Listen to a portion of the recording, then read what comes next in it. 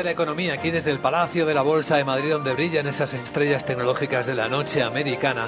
Nos acompañan Dolores González Pastor, que es directiva de Asuntos Públicos Corporativos. ¿Qué tal, Dolores? Buenos días. ¿Qué tal? Bueno, perdonar por la voz, que entre los fríos y la alergia, sobre todo la alergia, vamos a ver. Estás disculpada y eres bienvenida. Gracias. En esta noche rutilante de estrellas tecnológicas nos acompaña también en este despertar del día ya Ángel Niño, que es economista, es emprendedor, es concejal delegado de Innovación y Emprendimiento en el Ayuntamiento de Madrid. ¿Cómo estás, Ángel? Buenos días. Buenos días. Oye, pues yo creo que más o menos bien, ¿no? Porque los resultados de Nvidia han sido buenos, han tenido una repercusión en los índices mundiales, sobre todo dentro del sector, aunque es cierto que de momento ahora está cerrado, pero si te vas a Asia es bueno, con lo cual yo creo que es una buena noticia que de momento aleja esa burbuja que se hablaba acerca de la inteligencia artificial de los periódicos, que llegará, pero de momento no.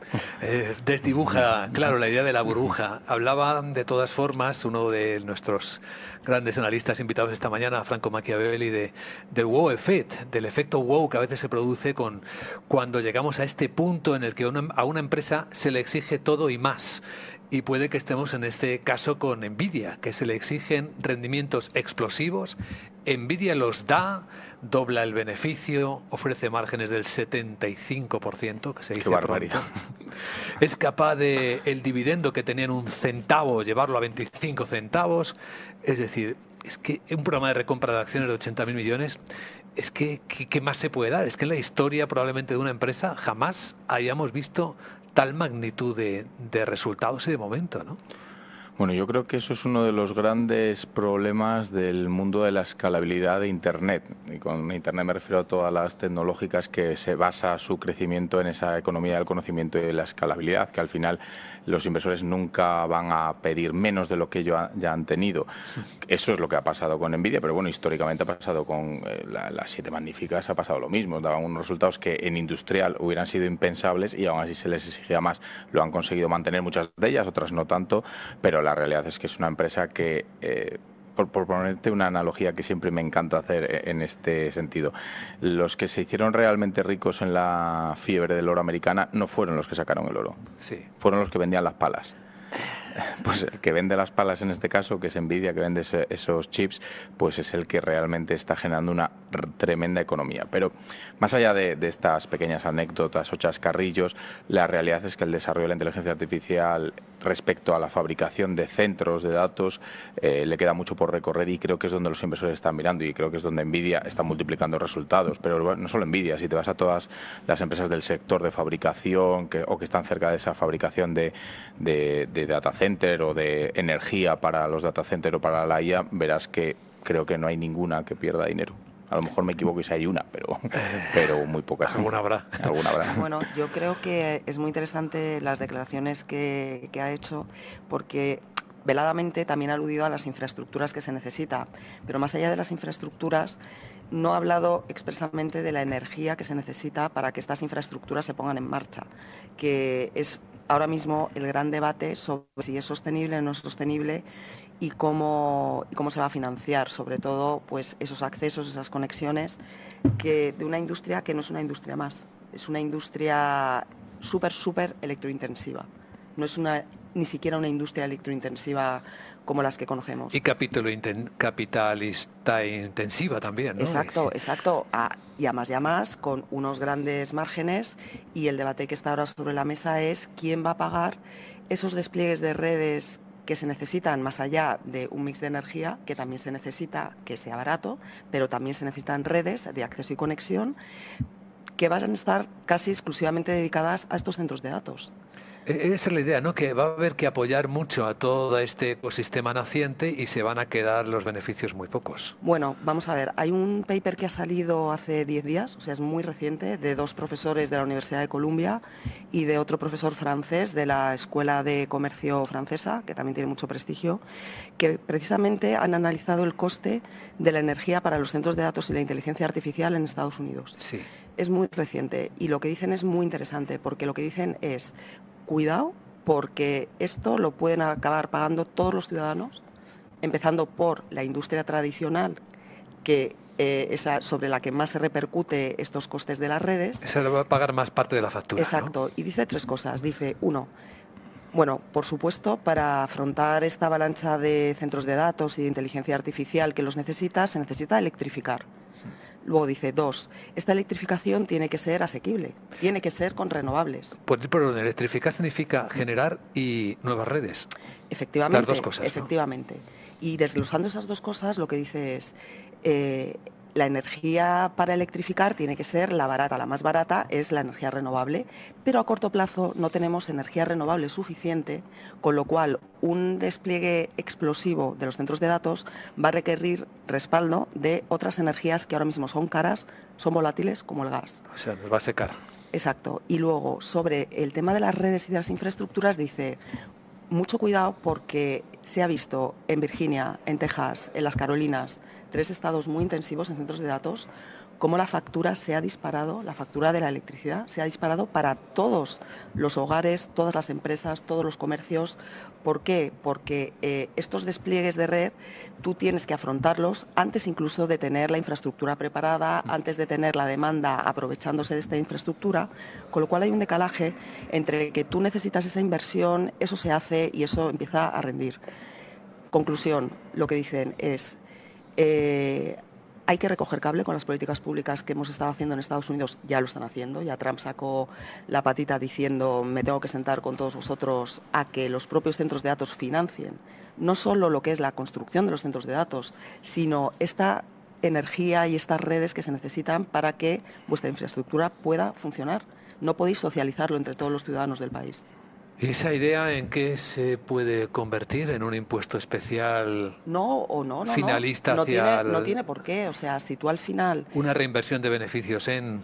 Bueno, vamos a ver. Si tú al final consideras, como están considerando no solo en Estados Unidos, también en Noruega, un país que empezó apostando fuerte por los centros de datos, Noruega por circunstancias un poco diferentes, más allá de los precios también por el recurso del agua. Y mira que Noruega tiene agua. Sí. Entonces, a lo que vamos no es tanto un tema de impuestos como un tema de tratamiento diferente, una regulación específica para una industria específica y nueva, que requiere para su funcionamiento unas exigencias adicionales en cuanto a tú para funcionar no solo vas a necesitar unos terrenos con unos permisos, etcétera, como ya se pide, sino además una infraestructura de generación de energía y de redes dedicadas, y no lo vas a socializar entre todos los ciudadanos de un país. Ya. Ángel. Bueno, hace 2 semanas fue el evento de data centers de Europa aquí en Madrid. En este caso lo organiza una serie de personas que es junto con la asociación Spain DC y diferentes gobiernos. En este caso estaba Portugal y España y casi todas las comunidades autónomas. Un poco lo que venían a decir y por donde yo creo que puede ir más o menos la industria a nivel mundial, no solo europeo, es en que evidentemente la creación de centros de datos se va a multiplicar exponencialmente. O sea, es una cosa que es imparable debido a que todos cada vez más utilizamos la inteligencia artificial y eso requiere más energía que una búsqueda en Google, con lo cual pues la realidad es que la energía se va a utilizar.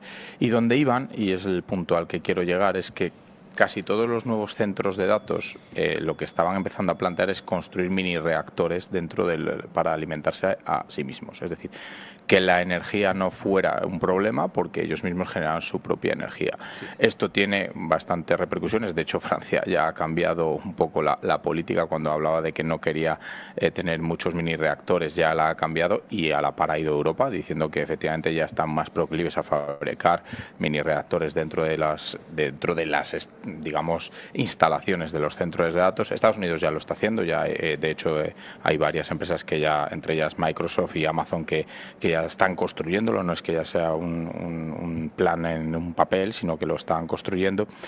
Y evidentemente esto hará que muchos de los centros de datos pues sean alimentados por sí mismos, o eso es lo que se decía en este congreso, en el cual además se hablaba evidentemente de que es una industria, y además la industria de datos donde la conozco muy bien, que está en manos de, todavía no fondos de inversión, porque es cierto que todavía hay fondos de inversión, pero no tantos, son más bien empresas que se llevan dedicando a esto en torno a 10, 15 años, que han crecido muy rápidamente y que siempre han tenido históricamente beneficio. Y además tienen un beneficio bastante interesante, tanto es así que no han entrado los fondos de inversión, porque no están dispuestos a vender. Con lo cual yo creo que es una industria que va a crecer, que sin duda va a crecer, que va a ser la que soporte realmente a toda la inteligencia artificial que estamos utilizando y que vamos a utilizar, porque es que cada vez vamos a utilizar más, y que posiblemente pues sea alimentada por esos mini reactores. Y esto, si te fijas en los datos del uranio de los últimos meses, verás ese crecimiento sostenido dentro de los diferentes índices. Bueno, yo que también voy a esos foros, realmente a la única empresa que la he escuchado decir que tiene un compromiso cierto y a día de hoy, no solo con la generación, sino también con las redes de acceso y conexión, es Microsoft. Hay otras empresas donde, bueno, pues sí, o sea, están en su intención hacerlo, pero no son tan claras en cuanto al plan de ruta, ¿no? Amazon está construyendo. Amazon siempre suele estar en estos foros también. Entonces, estamos muy lejos todavía de los reactores nucleares, estamos muy lejos. Además, no olvidemos que es una industria que lo que quiere es estar cerca de la demanda. ¿Cómo se va a gestionar el decirle a una ciudad que va a tener unos mini reactores nucleares cerca porque quisieron y les dieron unos terrenos cerca de población? Pero están hablando de ponerlo en el desierto, ¿no? En sitio... Correcto, Bueno, claro, es diferente, evidentemente, pero porque bueno, eso se hace a través de los clouding. Hay Una tecnología que es la tecnología de acercamiento, Ángel, que tú puedes meterla en un sótano. Pero la realidad es que, ahora mismo, eso le queda todavía un periodo de maduración. La pregunta es, uno, ¿es legítimo que una industria que tiene un beneficio, como hemos visto en Nvidia, de un margen de un 75%, no tenga unas exigencias extra para funcionar, en vez de que delegue todo el subsidio, ¿no?, de su infraestructura o casi toda, sobre todo respecto a la energía, en el resto de la población? Y dos, si en el tiempo que pase de aquí a 10 años estamos haciendo una planificación de inversión y redes con un ajuste fino de coste-beneficio, es decir, qué parte del coste de las redes que se necesita de inversión tiene que ser desplegando más kilómetros, qué parte tiene que ser introduciendo tecnología para que la red que tenemos sea más flexible y se utilice mejor. No olvidemos que ahora mismo en España el 40% de las redes eléctricas están desocupadas. Sí que es verdad que hay algunos puntos congestionados, pero el 40% están descongestionadas. ¿Quién lo diría? Claro, entonces lo lógico es hacer una planificación de aquí a 10 años, que no vamos a tener estos reactores todavía funcionando, y ya veremos cómo y bajo qué circunstancias, una planificación donde separemos las necesidades de la población, de la industria tradicional, incluida la electrointensiva, y bueno, pues lo que es lo tradicional, de las exigencias que requiere las infraestructuras de energía de este tipo de industria, que es especial, para no socializar en toda la población. Ángel. Bueno, yo creo que evidentemente Nvidia gana dinero haciendo semiconductores, no utilizando energía, con lo cual no tiene nada que ver. Otra cosa es que me dijeras OpenAI, que es el que realmente utiliza la energía, pero Nvidia es el que le da las palas al de la mina de oro, para entenderlo claramente. Respecto al desarrollo de la propia industria. Esto me recuerda, es que como yo ya empiezo a estar mayor, esto me entristece, pero me recuerda a la época del boom de Internet. No sé si recordáis cuando se decía, ¿es legítimo que Google gane dinero utilizando las redes que en muchos casos, incluso en España en su momento, fueron públicas de despliegue de información? Es decir, la famosa fibra o el famoso la pantalla telefónica. Efectivamente. Pues evidentemente Google se dedicaba, en este caso, a hacer búsquedas en Internet, que no funcionaría si no tuviera la red que en su momento fue pública y luego se privatizó de aquella manera en este país. Pues sí, pero es una tecnología emergente. Es como si tú le dices a Amazon que tiene que pagar un impuesto porque la gente compre por Internet, o un impuesto, o que tiene que pagar el mantenimiento de las redes tecnológicas en España porque la gente compra por Internet y él gana dinero. Yo creo que tiene que haber unos servicios que funcionen. En este caso será la red eléctrica, pero también Internet. Oye, que es que se echa todo a eléctrica, pero Internet pero también. Si no hubiera Internet... Me vas a perdonar, si no Ángel, que yo he trabajado muchos años en Telefónica, sí, bueno, habla con las telecos precisamente de este tema. O sea, te quiero decir que ha sido un tema largamente debatido, sí, y es un tema completamente diferente del tema de las redes de energía, completamente diferente.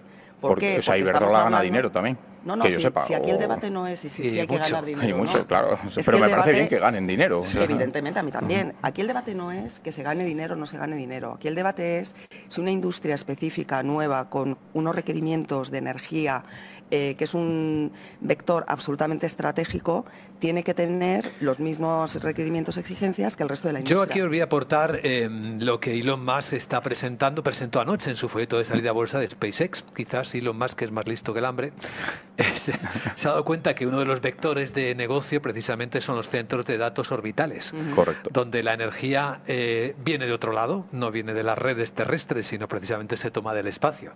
El folleto de salida a bolsa de SpaceX muestra un poco abiertamente qué modelo de negocio plantea, ¿no? Él está creando un ecosistema también vertical muy agresivo, en el que de momento la parte del cash, o sea, el dinero que obtiene, viene prácticamente de Starlink.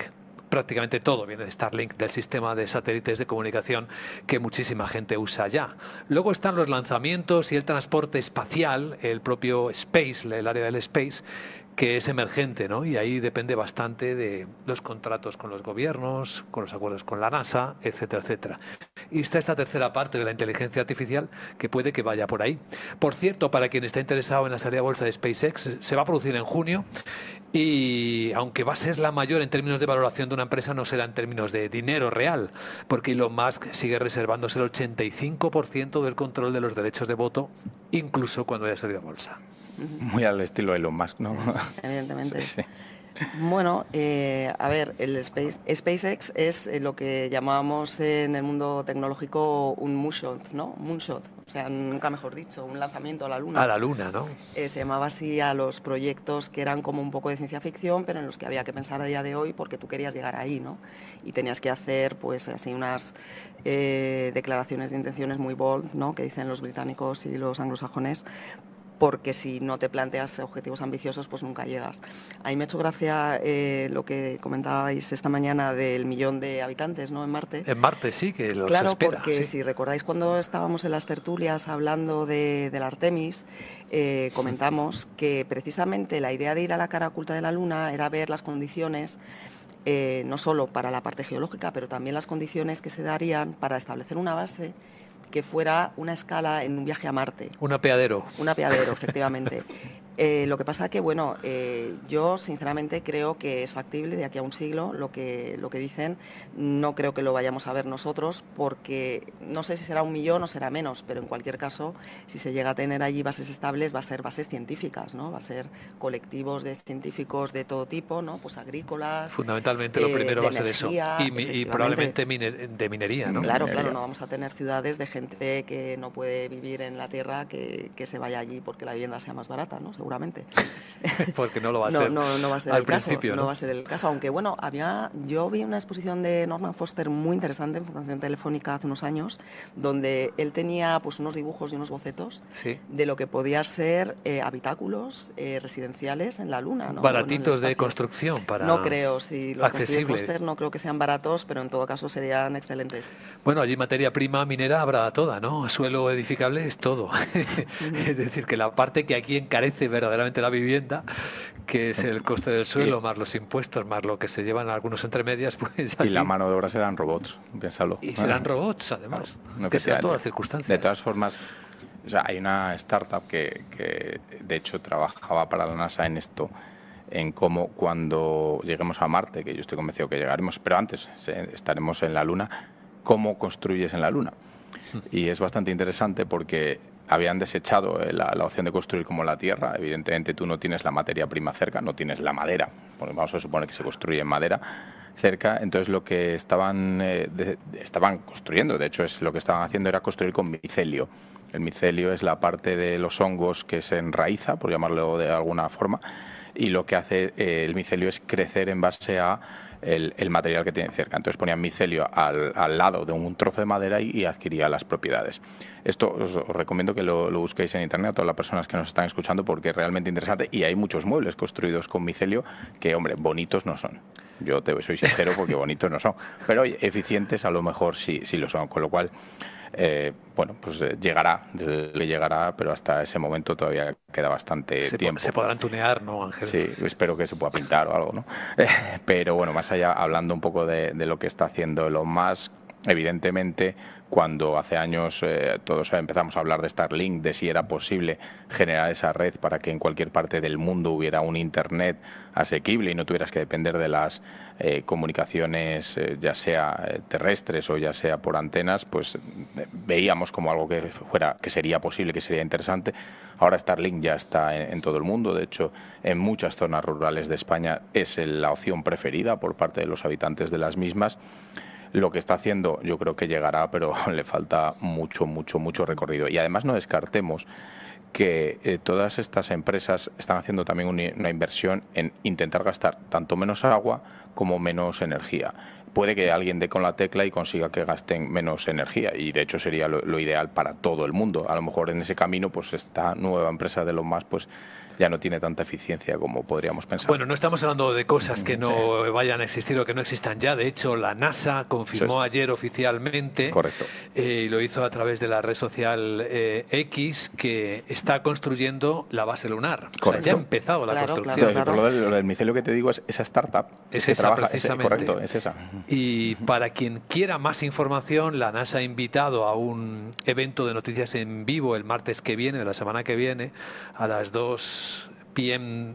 zona americana, para quien quiera verlo. Así que puede ser la verdad es que entretenido. La NASA está haciendo un trabajo fantástico de divulgación. Yo seguí con mucho interés en directo, ¿no? Pues toda la expedición del Artemis. Y bueno, hombre, evidentemente todas estas empresas van a tener incentivos, ¿no?, para ser más eficientes en energía, en recursos naturales, y sobre todo si se les exige. Si no se les exige, pues no hay tanto incentivo, claro, que es otra de las conclusiones del paper. Dice, esto no puede ser tratado como una industria más, tiene que ser con unas características y unas exigencias especiales, lo que a su vez también les incentivará para la innovación, para ser más eficientes y para, bueno, comentábamos de las telecomunicaciones. No olvidemos que nuestra tarifa de banda ancha estamos financiando también todo el coste de infraestructuras precisamente para Internet. Y hubo un proyecto hace años de separar precisamente ese coste para que esas facturas de los clientes no subieran tanto. O sea que efectivamente, hay un paralelismo, pero de lo que estamos hablando, de la magnitud del coste, y ahí están los datos de Texas, Virginia, las Carolinas, ahí está esa reunión que tuvo Donald Trump con los de las 7 magníficas diciéndoles, ¿queréis centros de datos? Pues os ponéis las pilas en autogestionaros energéticamente el asunto, o vamos a tener una conversación mucho más seria. ¿Ustedes están dispuestos a pagar una parte de la factura necesaria para que esta fiesta continúe? Hemos hecho una encuesta por YouTube a las personas que están siguiendo el streaming de este programa, y hasta el momento así va la respuesta a la pregunta: ¿vas a invertir en alguna forma de inteligencia artificial? Nvidia, SpaceX, OpenAI cuando salga. El 40% dice que no. 40% dice que no. Hay, ojo, que hay en la capa social una cierta rebeldía con la forma en la que se está produciendo este desarrollo. Un 34% dice que sí, y hay un 25% que expresa su duda, dice que está pensando. Hombre, hay una realidad, y también lo hemos comentado en alguna ocasión, y es que se percibe ese ahora o nunca, ¿no?, de muchas compañías a la vez. Entonces, lo que no sabemos es si esta euforia, alimentada también por los resultados que hemos conocido hoy de Nvidia y tal, es la predecesora de un punto de inflexión, ¿no? No lo sabemos. La cuestión es que sí que se percibe cierta ansiedad en estas salidas a bolsa de pillar ahora el dinero y los fondos antes de que quizá pues cambie el ciclo y el estado de ánimo de los inversores. Bueno, a ver, es que el problema de la inteligencia artificial es que había que haber invertido hace 2 años, no ahora. Es decir, Nvidia, o incluso en Nvidia habría que haber invertido en 2013, que es cuando empezaron a desarrollar las tarjetas gráficas que se utilizaron para la minería de blockchain, a la par que para el gaming. Cierto. Que ahí es donde estaba la tecnología. ¿Pero ya realmente. es tarde? Yo creo que no. Pero claro, también depende de tu paciencia. Y de tu sensación de riesgo, efectivamente, ¿no? Si tú eres averso al riesgo, pues no inviertas en inteligencia artificial, porque tarde o temprano habrá una regulación de las acciones y de los... Pues que es evidente. Si tú tienes una inversión a largo plazo, yo creo que invertir en semiconductores, que por cierto es que dentro de la IA hay una parte que es software y otra parte que es hardware. Sí. Entonces hay que separar muy bien, porque no es lo mismo invertir en Nvidia que invertir en OpenAI o que invertir en Anthropic. Entonces, eso como no es lo mismo invertir en Amazon que invertir en la empresa, ¿cómo se llamaba? Rivian, ¿no? La de desarrollo de vehículos eléctricos. O sea, no es lo mismo. Entonces, yo creo que en semiconductores, sin duda, sería una inversión bastante acertada, con evidentemente el riesgo que puede pasar, que a lo mejor te caiga un 20% por situación geopolítica o por algún tipo de regulación que pueda cesar, pero a largo plazo, todo lo que tenga que ver con semiconductores, creo que es una inversión razonablemente buena. Pues queridos amigos, mucho más interesante hablar de esto y del espacio y del futuro que de la terrible realidad de la Tierra y de las noticias de Zapatero, por ejemplo, y de estas otras cosas de las que tanto se habla. Hoy lo hemos saltado por encima, ya hablamos ayer lo suficiente, así que hoy vamos a disfrutar del sueño por un mundo mejor y que esta parte de la tecnología efectivamente mejore la calidad de vida de todo el planeta. Lo hemos hecho en la Gran Tertulia de la Economía con Ángel Niño, con Dolores González Pastor. Gracias, que tengáis un buen día. Muchas gracias. Buena semana.